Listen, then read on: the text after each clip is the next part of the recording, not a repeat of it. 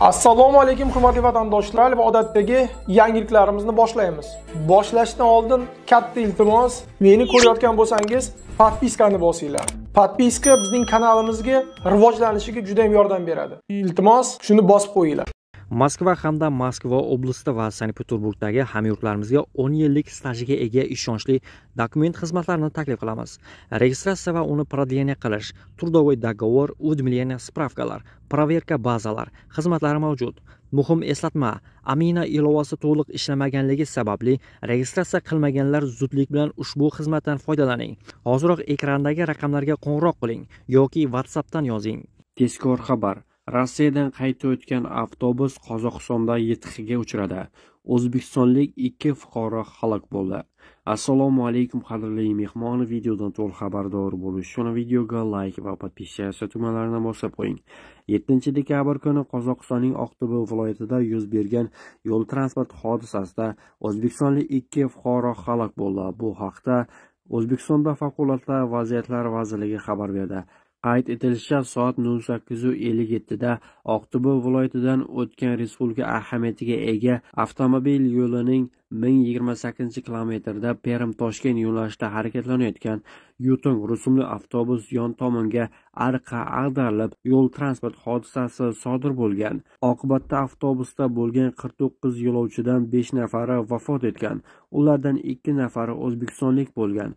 Xabarda aytilishicha, favqulodda vaziyatlar vazirligi Qozog'istonning mas'ul vazirlik va idoralar bilan birgalikda ishchi guruh tuzgan holda YTH oqibatida vafot etganlarning O'zbekistonga olib kelish va ularning oila a'zolariga dafn marosimlarini o'tkazishda har tomonlama yordam ko'rsatish bo'yicha barcha zarur choralarni ko'rmoqda.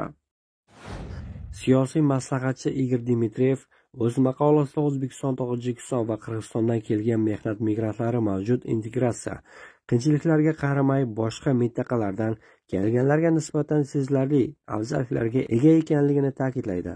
Uning ta'kidlashicha, Markaziy Osiyoliklar postsovet hududida o'sgan va shahar hayoti bilan tanish, ko'pchilik rus tilida gaplasha oladi va ma'muriy tartiblarni tushunadi. Bu esa ularning Rossiya jamiyatiga muvaffaqiyatli moslashishiga yordam beradi. Dmitriyev bu migrantlarning Rossiya iqtisodiyotiga, ayniqsa an'anaviy ravishda ishlagan qurilish va qishloq xo'jaligi sohalariga qo'shgan hissasini yuqori baholaydi. U ular Rossiya iqlimi va ish muhiti bilan yaxshi tanish ekanligini va allaqachon ijtimoiy aloqalar o'rnatilganligini ta'kidlaydi. Shu bilan birga muallifning ta'kidlaganidek, Markaziy Osiyo migrantlariga qarshi axborot kampaniyasi fonida Afg'onistondan ishchi kuchini jalb qilish rejalari haqida xabarlar paydo bo'la boshladi. Dmitriyevning so'zlariga ko'ra, afg'on fuqarolarini o'qitish darajasi va integratsiya salohiyatini ancha pastligi jihatidan bunday niyatlar ko'plab savollar tug'diradi. 2026-yilda Primoriy o'lkasida migrantlar patent bilan ishlay olmaydigan sohalar ro'yxati sezilarli darajada kengaytiriladi. Mintaqaviy migratsiya siyosati agentligi ma'lumotlariga ko'ra, taqiqlangan faoliyat turlari soni 36 dan 88 taga ko'payadi. Gubernator Ali Kozhimyakov farmonni imzoladi. Yangi cheklovlar energetika, suv ta'minoti, issiqlik ta'minoti va sog'liqni saqlash kabi muhim sohalarga ta'sir qiluvchi mavjud taqiqlarga qo'shimcha hisoblanadi. Taqiq shuningdek axborot va kommunikatsiya, savdo, farmatsevtika, moliyaviy va sug'urta xizmatlari, madaniyat, davlat va notijorat tashkilotlari faoliyati bilan bog'liq sohalarga ham qo'llaniladi. 1 yil oldin 2025-yilda Primoriy energetika va sog'liqni saqlash kabi mintaqaning hayotiy ehtiyojlari bilan bog'liq sohalarda chet elliklarning ishlashiga taqiq joriy etgan edi. Rossiyada vaqtinchalik yashash uchun ruxsatnoma olishning yangi qoidalari joriy etilmoqda.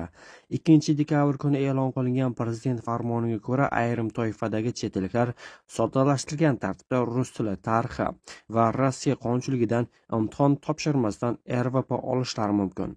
Ushbu soddalashtirilgan tartibdan quyidagi chet elliklar foydalanishi mumkin: fan, sport, ishlab chiqarish, madaniyat, ta'lim yoki ijodiy san'at sohasida yutuqlarga erishgan, Rossiya iqtisodiyoti, jamiyati, mudofaasi va xavfsizligini rivojlantirishga hissa qo'shgan. Mamlakatda talab yuqori bo'lgan professional ko'nikma va malakaga ega bo'lgan. Ushbu chet elliklar va ularning oila a'zolari til imtihondan o'tmasdan RVPga ariza berishlari mumkin. Ularga hukumat tomonidan odatda belgilanadigan yillik kvota ham taalluqli bo'lmaydi. Putin ilgari Ukrainadagi maxsus operatsiyada ishtirok etganlarni ham o'z ichiga olgan yarim toifadagi chet elliklar va fuqaroligi bo'lmagan shaxslar uchun fuqarolik va yashash uchun ruxsatnoma olishning vaqtinchalik soddalashtirilgan tartibi to'g'risidagi farmonni imzolagan edi.